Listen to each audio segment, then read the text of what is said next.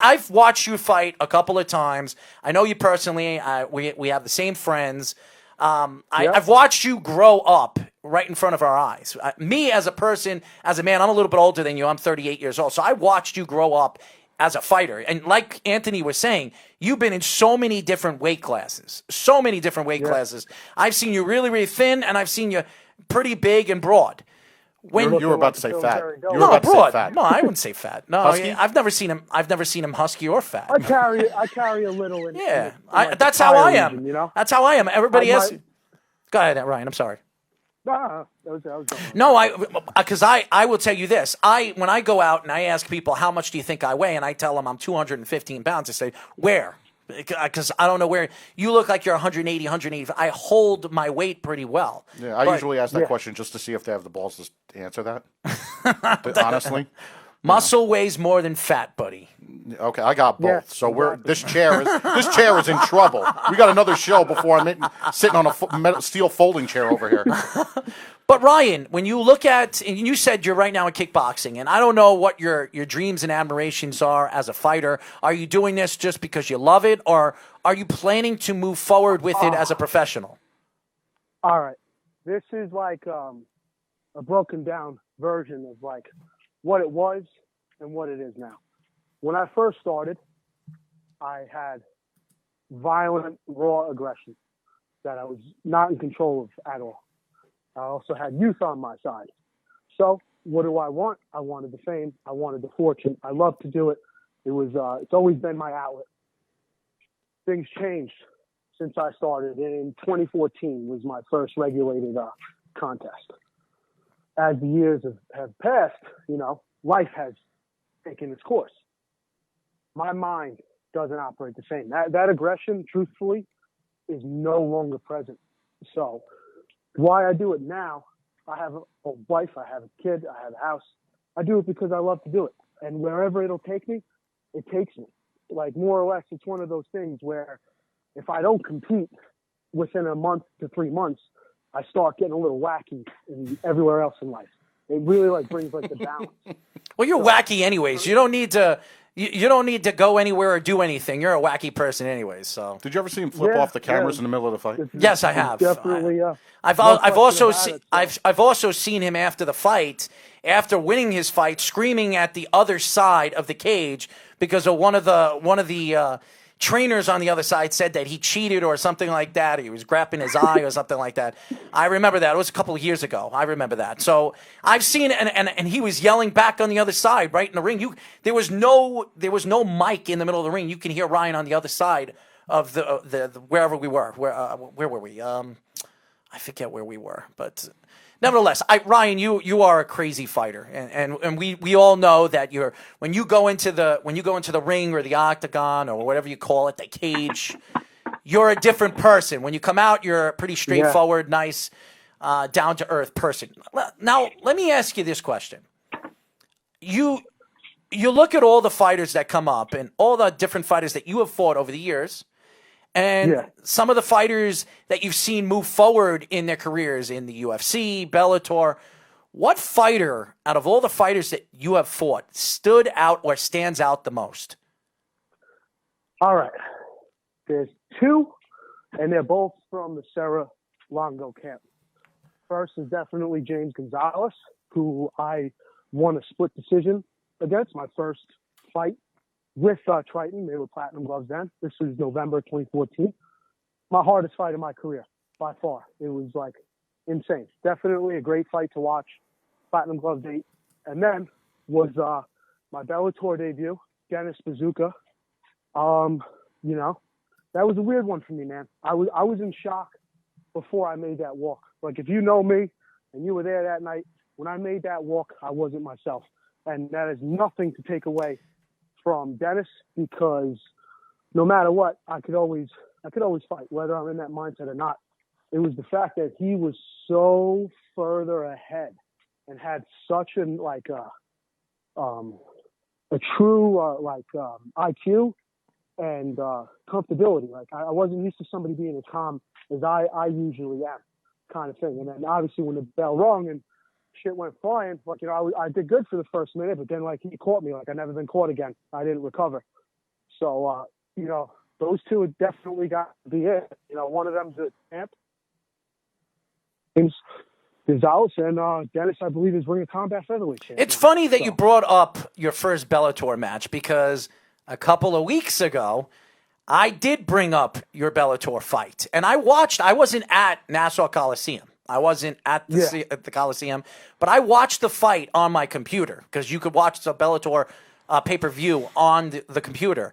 And I watched the fight, and first of all, you had no business being in the ring with that kid because you should have never dropped that much weight. I even said that to your father when you dropped that weight, that you're out of your mind. Because we were hanging out. Yes, we watched the Connor fight. 200 pounds. Yep, and you dropped 50 pounds. More than that. When Lou Neglia called me up, I just jumped on the scale. I was 213 pounds. 213 pounds. First thing I did, I put a post on Instagram. I was screaming, saying I had big news coming, and I ran like 5 or 10 miles that night, And it was just, it was a battle of the weight. I took the opportunity. At the time, I really, I don't have no regrets about it. But it was a bad move, man. It bothered me because I know you personally, and I'm actually friends with you, and I feel like you put yourself in that. Well, you didn't put yourself. You wanted to put yourself in that situation because obviously it's a Bellator fight. It's in the Nassau Coliseum, right in front of my family and friends, right in the center stage of the new Nassau Coliseum. It just reopened, and you had the opportunity to fight one of the best fighters in that weight class in the amateur divisions. And a lot of people speak very, very highly of him. I was talking to Chris Weidman a couple of weeks before your fight, and he told me that he thinks that this kid is the next big thing out of the Serra-Longo gym. Yeah. I can't disagree with that. Yeah, and the fact that you got in the ring, I give you a lot of credit. I really do. But I think it was, to me, not for you, but the way it was a build up for you, because I know you'll take any fight. We all know you'll take any fight against anybody in any weight class because we know you fought in practically 7 or 8 weight classes. But to me, I thought that was, I'm not blaming your coaches, and I don't want anybody who is watching the show right now thinking that I'm taking a shot at the coaches. I just thought it was the wrong thing to do for a guy at your, dropping, you saying 60, 70 pounds to fight at that fight, knowing that you were going to be dehydrated and you weren't. This guy was fighting in his weight class. What was he dropping? 10, 15 pounds? He was not even. He usually fights at 45. So for him, it's it's a way more comfortable situation. He's gonna perform how he's training because he doesn't have that adversity, so to speak. But it is what it is. If I hope that's one of the things. Is like all I know is I keep on staying busy. I do my thing, and if the stars align one day for it to happen again, that's obviously part of the dream now. Like I like to come back. I like to, right my wrongs, so to speak. So, hopefully one day, that can happen. I'm walking around a lot lighter these days. I mean, right now, a little heavy because of the quarantine, but I usually sit around 170 pounds now. That's great. Comfortably, and everything is way more regimented now. I was a kid. I had a kid's mentality, more or less. At that time, and this time I'm thinking more as a man would. Because you're a papa, that's why. But you want to know something? One thing I have to give you a lot of credit for. One thing I got to give you a lot of credit for because I've said this a lot, and it's one of my biggest pet peeves. You'll see a lot of guys take a lot of safe fights. They'll build their records up and such. You see it a lot of times in the amateurs and such. You never really looked for the easy way out. Not that that was in your mind ever, but you always took a fight that was pretty challenging. Or even back in the days when you went against Paul DeMoe, and this and that. You never went. You really, unless there was nobody else to fight and you really just had that urge where you had to get it out of your system, which that didn't happen that often where they gave you, a soup can. You really took a lot of times, as you say, even now. And you can hear it in your voice now, and you probably do the same damn thing now. Even though, the dad button kicked in, you got that little girl, you're in daddy mode and such, and you're not running around like that young 20-year-old or anything that you once were. You still have that mentality where you don't want the easy fight. You know that. No, that's not, I can't live that way, man. How do you feel when you there's no see this? motivation behind it. How do you feel when you see it happening now? Because you've been in the amateur ranks, you fought in probably every venue that's been out there, every organization. Some organizations got disbanded, and they don't even exist anymore, and you probably have fought in those.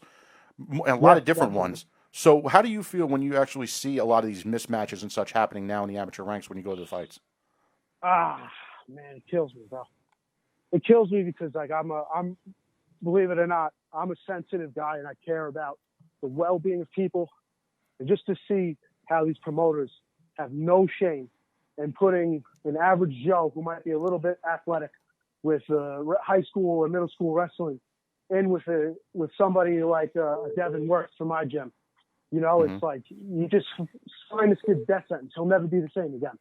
You know, there's a lot of people out there that nobody knows nothing about. They don't have big names. They didn't take fights like guys like me. Like, because there's people in the scene that fight often and then far and few between. You know, but there's no to say who's the better athlete or fighter, so to speak. You know what I mean? It's like the real core crew of fighters on the island. It's like everybody knows who's a fighter and who's not at the end of the day. Right. And it's like you got enough of these tomato cans to match a can for can and let the sport be what it should be. You know, let you build up your record, build up everything, you know, the comfortability, matchups, so that way people know how to who to fight against and what type of fights to take. That's what the amateur ranks are supposed to be about.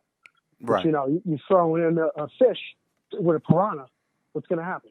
Ryan, I have one more question for you before we let you go because we have another guest coming on. But really, your thoughts to where combat sports is going as a whole. And I know you're a fighter. You fight.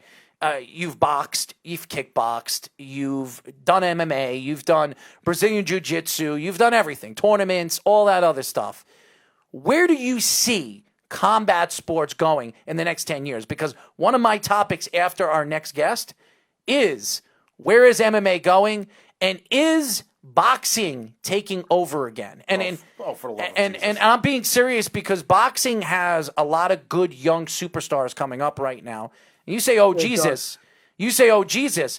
We're talking about the next MMA champion, the next big name the UFC is promoting. There is none. And boxing has 7 or 8 guys, young kids, 20, 21 years old, that are dominating the boxing divisions that people can't wait to see them fight against one another. Where are your thoughts to MMA, combat sports, and where it's going? There's a lot of different ways that I think and feel about that. I'm going to answer it in the way that I kind of hope it goes the most. And I think right now, with what's going on in the world, there's potential to see the greatest fights and the greatest athletes rise in the circumstance. And hopefully, from a political standpoint, things don't get too crazy, and these events will start happening again. And there might be a real surge, like, you know, where the sport blows up. I don't think it'll ever reach boxing's level with, like, pay-per-view, but it's kind of going the more mainstream direction, you know, on ESPN and whatnot, you know. So if they could keep that going, I think that's what we'll see more or less is hopefully we keep on seeing cards every weekend and see the fights that we want to see and big names start coming up. I mean, there's a lot of potential for personality to come out from this pandemic. And it's not like it just happened in one place. It's happened in every place. And I think MMA, it's on earth. It's the toughest sport on earth. And I think that we'll see it reach that next plateau.